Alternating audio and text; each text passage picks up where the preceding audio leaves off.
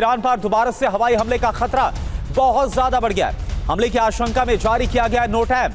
Iran ने हवाई उड़ानों पर प्रतिबंध लगा दिया है। ये देखिए आप, पश्चिमी हिस्से में उड़ानों पर पूरी तरह से रोक लगा दी गई है। तो पश्चिमी हिस्सा जहां पर सबसे ज्यादा हमले का डर है, वहां पर उड़ानों पर पूरी तरह से रोक लगा दी गई। यानी क्या ईरान को भी पता है कि अब बस बहुत जल्द ही उसके खिलाफ इजराइल और अमेरिका फिर से युद्ध शुरू कर सकते हैं। तो ईरान ने अपना एयर स्पेस बंद कर दिया है। IRGC ने इसको लेकर हाई अलर्ट जारी किया। इराक में फाइटर जेट की मूवमेंट के बाद यह फैसला लिया गया। हवाई क्षेत्र में उड़ान भरते नजर आए हैं लड़ाकू विमान। ये देखिए आप, कतर और कुवैत में GPS जैमिंग की भी खबर सामने आई है।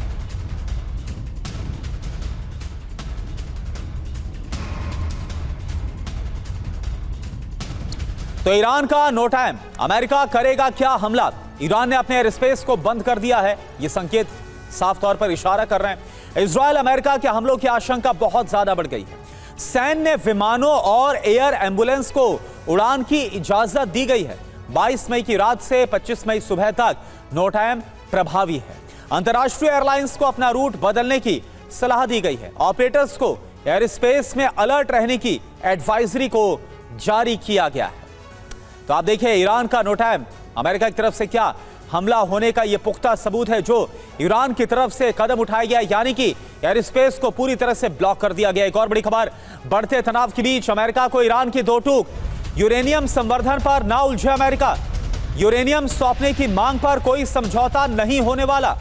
विदेश मंत्रालय के प्रवक्ता इस्माइल बकाई की तरफ से बयान, यानी कि ईरान की तरफ से यूरेनियम को लेकर बिग नो, यानी कि साफ शब्दों में ना कह दिया गया है कि इसके बारे में तो सोचे ही ना अमेरिका।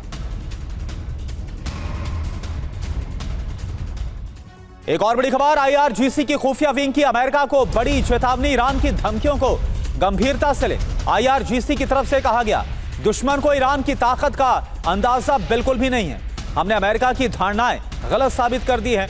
2 महीने के बेकार हमलों से अमेरिका को सबक लेना चाहिए। और देखिए, होर्मुज को लेकर बड़ी खबर। होर्मुज में जहाजों से फीस वसूलने की तैयारी में है ईरान। ओमान के साथ पेमेंट सिस्टम पर बातचीत इस वक्त चल रही है। अमेरिका बोला यह बिल्कुल भी मंजूर नहीं होने वाला।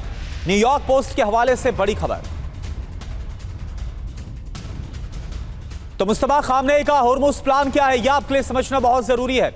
होर्मुज स्ट्रेट से गुजरने वाले जहाजों को टैक्स देना ही होगा। ईरान ओमान के साथ मिलकर टैक्स वसूल करेगा। दोनों देश फीस के सिस्टम को लेकर बातचीत कर रहे हैं। इसके लिए ईरान ने पर्शियन गल्फ स्ट्रेट अथॉरिटी भी बनाई। अथॉरिटी ने मैनेजमेंट सुपरविजन एरिया की सीमा को तय किया। सुपरविजन एरिया से गुजरने के लिए परमिट लेना जरूरी होगा। ईरान सीधे टोल की बजाय सर्विस फीस मॉडल पर इस वक्त काम कर रहा है। जहाजों से ट्रांजिट फीस, पर्यावरण शुल्क लिया जाएगा। न्यूयॉर्क टाइम्स के हवाले से यह खबर सामने आ रही है। एक और बड़ी खबर, ईरानी विदेश मंत्री अब्बास अरागची ने अमेरिका की मांग पर सवाल उठा दिए। अरागची ने UN महासचिव गुटेरेस से बात की है। अमेरिका की जरूरत से ज्यादा मांगे वार्ता में इस वक्त रोड़ा साबित हो रही है। बार बार अमेरिकी धमकियों की वजह से बातचीत पर असर पड़ रहा है। बातचीत कमजोर पड़ रही है। ये UN महासचिव के सामने जो अपनी बात रखी है अब्बास अरागची की तरफ से, यानी कसूरवार अमेरिका को ठहराने की कोशिश की गई है कि अभी तक अगर बात नहीं बन पाई है तो इसके पीछे अमेरिका, डोनाल्ड ट्रंप जिम्मेदार। और एक और बड़ी खबर, अमेरिका ईरान में कई मुद्दों पर टेंशन बहुत ज्यादा बढ़ गई है।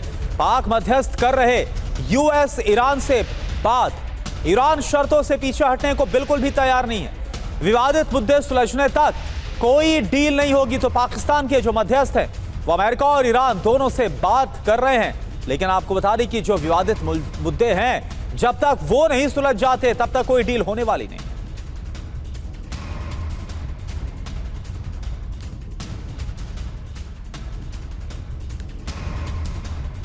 तो वार्ता की राह में रोड़े ही रोड़े नजर आ रहे हैं। अमेरिका ईरान में कई मुद्दों को लेकर तनाव है। आप समझिए, पाकिस्तानी मध्यस्थ कर रहे हैं अमेरिका और ईरान से बात। संभावित डील के मसौदे पर भी बातचीत हुई है। विवादित मुद्दे सुलझने तक कोई डील नहीं होगी। अब बड़ी बात क्या है, ईरान किसी भी दबाव के आगे नहीं झुकने वाला। पश्चिम एशिया में यूएस आर्मी की मौजूदगी गलत है। अमेरिकी सेना की वजह से अस्थिरता काफी ज्यादा बढ़ गई है। तो यह आपको बता दें कि जो कुल मिलाकर हालात इस वक्त ऐसे बने हुए हैं कि दोनों ही पक्ष, ऐसा लग रहा है कि जो शर्तें रखी गई हैं उसमें अपने कदम पीछे खींचने को तैयार नहीं है। और इसके बाद हालात ये कि जंग किसी भी वक्त छिड़ सकती है, ये आसार जताए जा रहे हैं।